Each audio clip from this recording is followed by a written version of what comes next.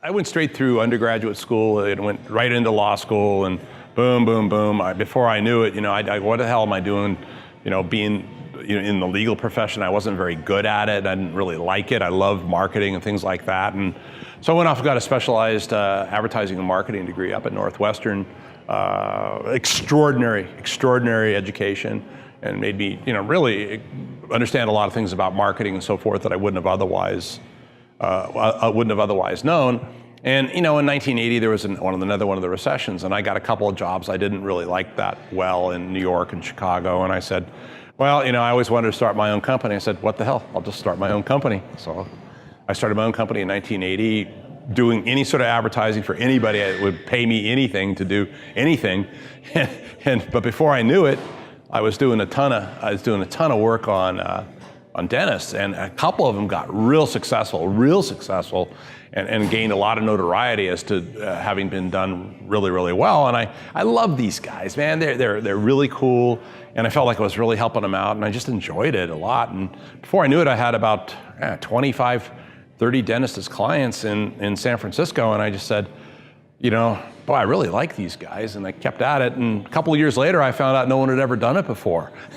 So I said, this is great. I get to be a pioneer in the deal, and no one can ever be the first after me, so what the hell, I'll just keep at it. So I kept at it, and before I know it, it's just like, we're in 8 countries now, in every state, and helping out these guys. There's nothing more meaningful in life than helping these guys out. They really weren't taught much about management or marketing when they went to dental school. They had to bust their butts so much just to get through the stupid chemistry classes and stuff like that. They didn't have any time to learn anything else. And so they're coming out there thinking if they do a good crown prep or something, they're going to do well in their business. Well, the average dentist in the United States is way down, but our guys are way up. I mean, way up. I think almost 20% this year, which I'm pretty proud of. And it's not just 1 or 2 dentists, it's close to about 1,500 offices now. So very, very proud of the statistic. What we've been doing is we've been very aggressively interviewing both subjectively and objectively, and quantifying the responses of patients and potential new patients and individuals in the marketplace about what they want, what they think, what they know, what they desire about dentists and dentistry. And we have reams of data for over 36 years of conducting this type of research. It's all quantifiable, it's all mathematics, it's all, you can predict pretty much what's going to happen if certain things are put on a brochure or said on the phone.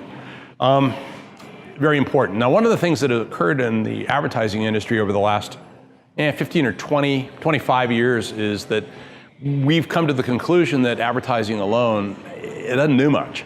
It can't do much if the business that's being marketed does not exceed the expectations that's been set forth by the advertising. So really there's no distinction between what's being said on the phone or the practice policies or how the patient pays and so forth and so on, than what we say in our advertising that brings them in and brings them back. So it was me back then, it was only me in the company. I got to a juncture about, middle 1980s, things like that, where they would ask me to get their new patient flow up, and I figured out how to get their new patient flow up, and I assumed that when new patient flow went up, that the production would go up.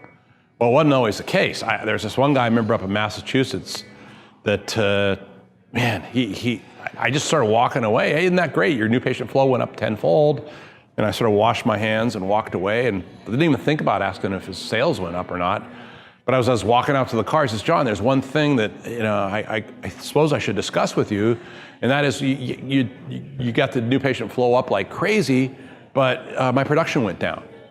And I go, holy Lord, what's going on here? I couldn't figure this out. And he says, you need a consultant. And he says, no, I don't trust those guys. They don't know what the hell they're doing. Could you talk to a dozen of your clients on the East Coast that are doing pretty well and see why it is that they're jumping? Anyway, long story short, the traditional behavior in the advertising industry is to just walk away from that because it's really not my job. But if I would have taken the attitude or maintained the attitude that it's not my job, we would have been out of business 25 years ago, and most of our now clients would have been out of business 25 years ago. So we have to dig deeper every time to find out why it is that if the machine works really, really well in 100 markets that in one market it doesn't work, or one area of one market it doesn't work, what the variables are, isolate the variable, find out what the mistake is, and just like the aviation industry, never let it happen again. It's all mathematically predictable. We understand what the variables are. We control things and make things happen. We've got it down to such a precise science that we just opened up a practice a couple months ago that went from zero to just shy of $1 million production in 1 month, with just shy of 800 new patients in 1 month. With not that much marketing, but just integrating and optimizing all these various touch points that the marketplace understands, and we can quantify this stuff pretty amazingly. So it's a huge joy for me to be in a position to help these guys. They really deserve it, and we got great staff that help us along the way. That they do amazing stuff. They've grown to love our clients, I think, and stand by their side. If they make a mistake that's intuitively correct to them, we catch it and fix it and put them on the pathway of great success. So it makes it a heck of a lot of fun. 36 years of doing this, and man, I couldn't do nothing else.